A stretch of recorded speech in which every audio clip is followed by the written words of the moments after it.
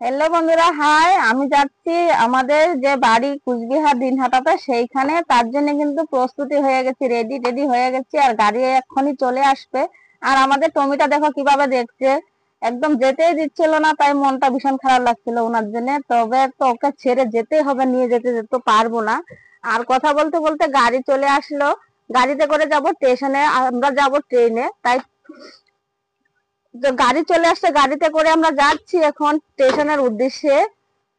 তো হচ্ছে গিয়ে অরুণাচল প্রদেশে রাস্তাঘাট গুলো অনেকে পছন্দ করো, তাই একটু পাহাড় এলাকা জায়গাগুলো অনেকে পছন্দ করো, তাই দেখাচ্ছি। তো দেখো আমাদের এখানে রাস্তাঘাট গুলো কেমন, আর কতটা টার্নিং হয় রাস্তাগুলো, আর হারিয়ালি পুরো ভর্তি পাহাড় গুলো, ভীষণই ভালো লাগছিল, তাই তোমাদেরকে শেয়ার করছি আমি।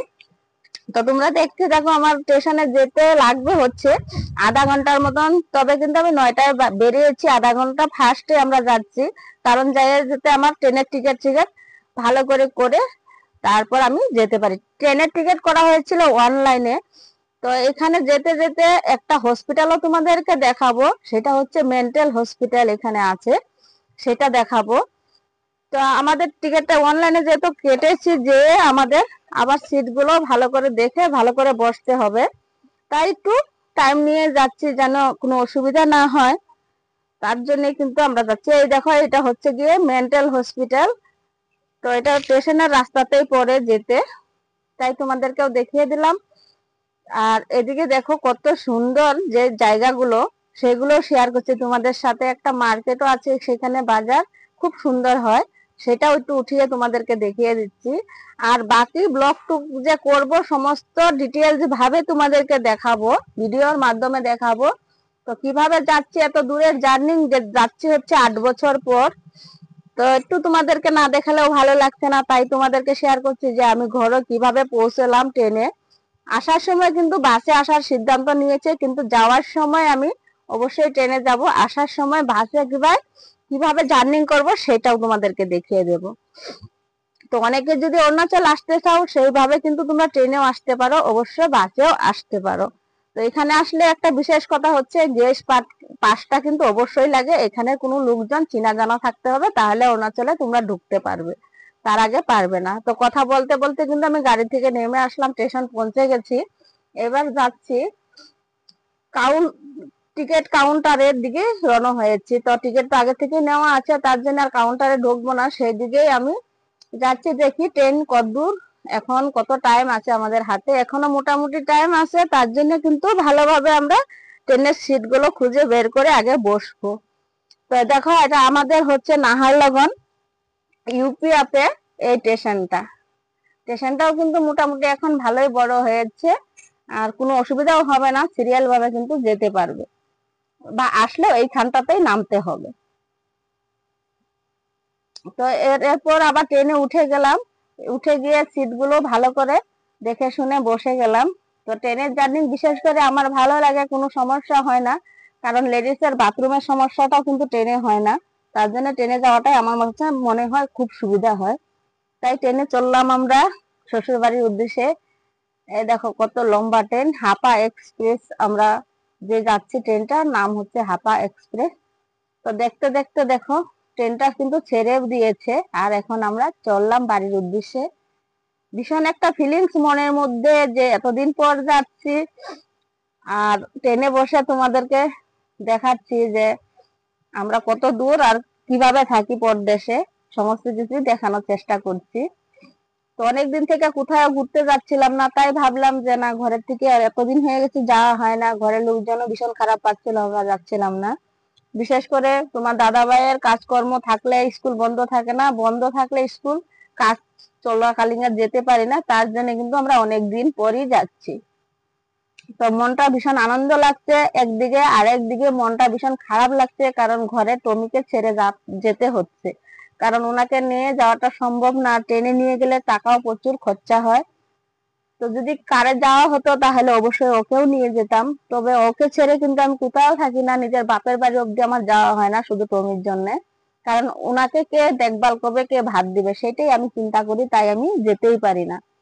তো বাকি ডিটেলস যে ভিডিওর মাধ্যমে সবকিছু তোমাদেরকে দেখাবো। বেঙ্গলের শ্বশুর বাড়িতে গিয়ে কতটা এনজয় করলাম, কোথায় কোথায় ঘুরতে গেলাম, সমস্ত কিছুই দেখাবো। আরেকটা কথা বলে দেয় এখানে, আমার উদ্দেশ্য আছে উজ্জ্বল বম মিডিয়ার ধামাল আড্ডাতে গিয়ে একটু ধামাল করব, সবাই মিলে এনজয় করব, সেই সমস্ত ভিডিওগুলো কিন্তু তোমাদেরকে দিয়ে থাকবো। তো অবশ্যই ভিডিওগুলো স্কিপ করবে না, প্রতিটা ভিডিও দেখলে তোমরা কিন্তু জেনে যাবে যে ধামাল আড্ডায় কি করে গেলাম, কোন অ্যাড্রেসে গেলাম, সমস্ত কিছু জানাবো আর বিশাল বিশাল ধামাল করব। তো বম মিডিয়া উজ্জ্বলের ধামাল আড্ডা যাওয়ার মানে আমার স্বপ্নটা অনেকদিন থেকে আছে। তবে কিছু কিছু কারণের জন্য ঘরেও যাওয়া হচ্ছিল না আর ওর সাথেও দেখা হচ্ছিল না। তবে আমাদের শ্বশুর বাড়ির থেকে খুব বেশি দূর না, এবার তো যাবোই শিওর। আর তোমাদেরকেও দেখাবো আমি কি করে ধামাল আড্ডা গেলাম, পৌঁছলাম, আর কি করে আমি সেখানে ভিডিও সিডিও করতে দিবে কিনা ডিটেলস ভাবে সবকিছু ভিডিওর মাধ্যমে জানাবো। কারণ আমার ওনাদের কোনো অ্যাড্রেস নাই আমার হাতে, তবু আমি চেষ্টা করব যেন আমি ওর অ্যাড্রেস খুঁজে খুঁজে বার করতে পারি। অতটুকু আমার ভরসা আছে যে আমি নিশ্চয়ই পারবো, আর আমি যাব সেইখানে। আর কোথায় কোথায় ঘুরতে যাব, অবশ্যই রাজবাড়িতে তো যাব, সেটা প্ল্যান নিয়ে যাচ্ছি। তো সমস্ত কিছু কিন্তু তোমাদেরকে আমি একমাত্র জানাবো ভিডিওর মাধ্যমে।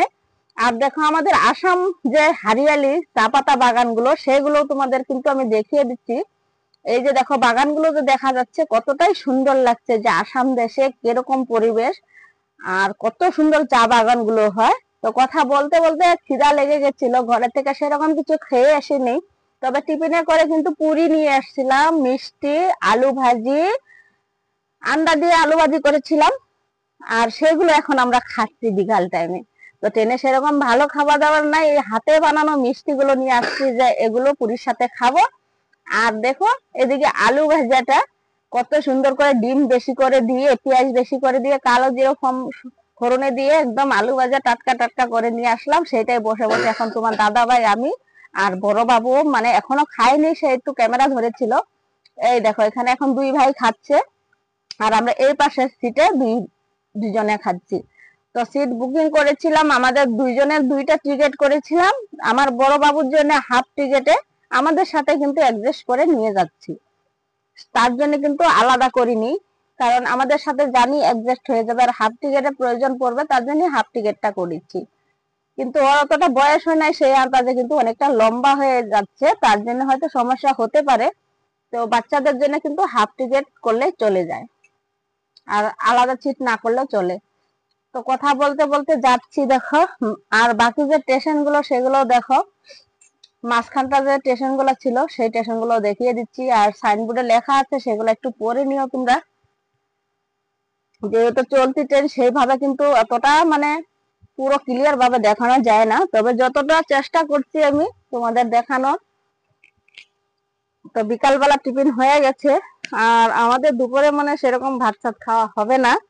তো রাত্রেবেলা দেখি কি হয়, রাত্রেবেলা 10টার দিকে পৌঁছে গেছি, ফাইনালি নেমে গেছি ট্রেন থেকে নিউ কুচবিহার স্টেশনে। এবার দেখো নিউ কুচবিহার স্টেশনটাও কিন্তু বিশেষ বড় আছে, আর রাত্রিবেলা যেহেতু অতটা হয়তো বোঝা যাচ্ছে না, কারণ লাইটিং এর জন্য ভিডিওর মধ্যে অতটা সুন্দরও হয়তো আসছে না।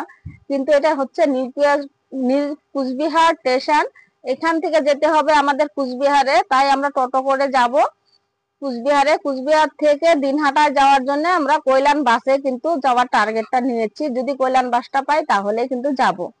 আর এখন আমরা চলছি আবারও, যে আমরা কুচবিহার নিউ কুচবিহার থেকে কুচবিহারে যাওয়ার জন্য।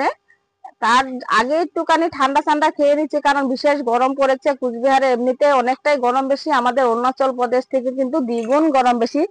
আর টোটোতে উঠে কিন্তু বেশ মজাই লাগে, আমাদের এখানে হিল এরিয়া যেহেতু এখানে কিন্তু টোটো চলে না, তো কুচবিহার গেলে কিন্তু টোটো উঠা যায়, আর তাছাড়া আসামে অনেক টোটো চলে। তো বিশেষ একটা ভালো লাগছিল, আর ঘর তো যেহেতু পেয়ে গেছি মানে আর ধৈর্য হচ্ছিল না কখন ঘরে যেয়ে পৌঁছাবো।